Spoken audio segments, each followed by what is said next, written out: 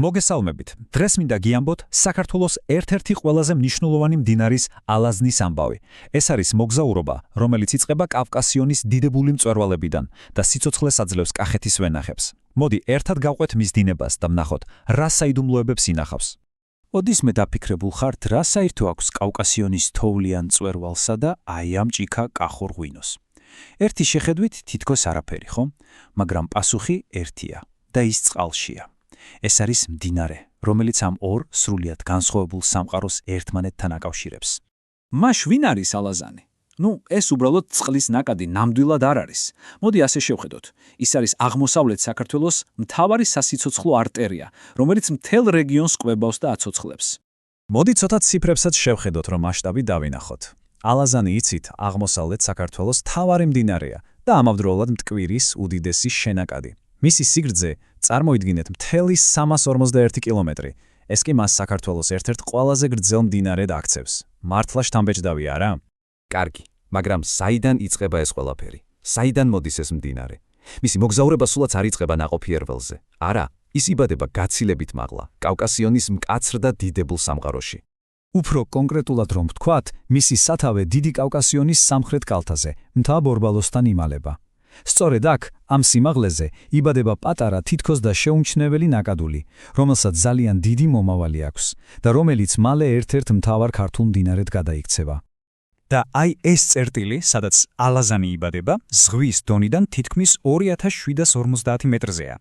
უბრალოდ დაფიქრდით, რა ენერგიითა და ძალით იწყებს ეს მდინარე თავის გრძელ და საინტერესო გზას. იცით, ალაზანი იმითაა უნიკალური, რომ მას თითქოს ორი სრულიად განსხვავებული პიროვნება აქვს. ერთი ველური სწრაფი მთის, მეორე კი აუცქარებელი მშვიდი ბარის. და აი ეს ტრანსფორმაცია ალბათ მისი ისტორიის ყველაზე საინტერესო ნაწილია. აი, შეხედეთ ამ კონტრასტს. თავის ზემო წელში, მთებში, ალაზანი ტიპური მთის მდინარეა, ბობოქარი, სწრაფი, რომელიც ვიწრო და კლდოვან ხეობაში მიიკვლევს გზას. მაგრამ როგორც კი ალაზნის ვრცელ ვაკეზე გამოდის, მისი ხასიათი რადიკალურად იცვლება. ის ნელდება, მშვიდდება და დიდებულად იშლება ფართო ხეობაში. სწორედ ბარში იწყებს ალაზანი იმას, რასაც მეცნიერულად მეანდრირებას ეძახიან. რას ნიშნავს ეს? მარტივად რომ ვთქვათ, მდინარე იწყებს კლაკნას, ლამაზი მარყუჟების კეთებას. იმიტომ რომ მას უკვე აქვს სივრცე. ის უკვე ბრტყელ ზედაპირზე მიედინება. ეს ფაქტობრივად მისი დამშვიდებული ზრდასრული ბუნების ნიშანია. და ახლა მოდი დაუბრუნდეთ იმ თავდაპირველ კითხვას, რა შუაში ეს ყველაფერი ღვინოსთან. პასუხი ძალიან მარტივია. ალაზანი არ არის უბრალოდ გეოგრაფია.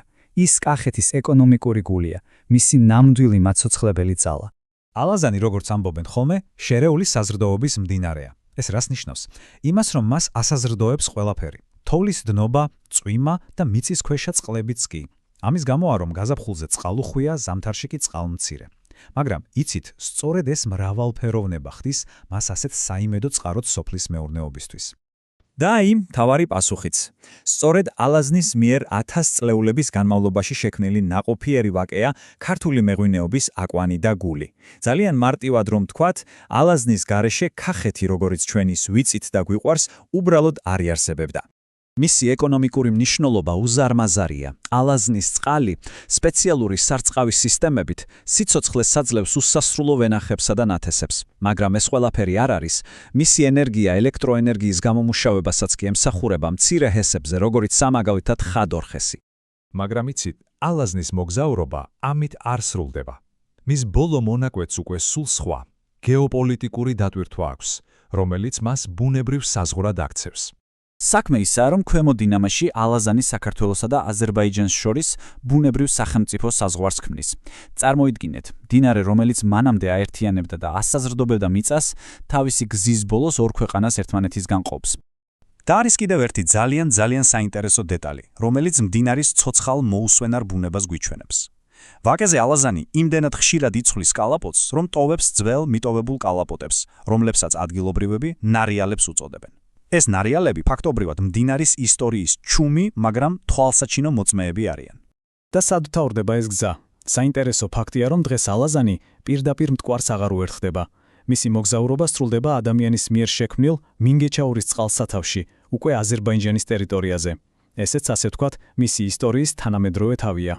და ბოლოს მოდი დავფიქრდეთ, რას გვიყვება მდინარის მიერ დატოვებული კვალი, აი ეს ნარიალები. ისინი ხომ უბრალოდ გამშრალი კალაპოტები არ არიან, არა? იქნებ ეს თავად ისტორია, რომელიც მელნით კი არა, წყლით არის დაწერილი.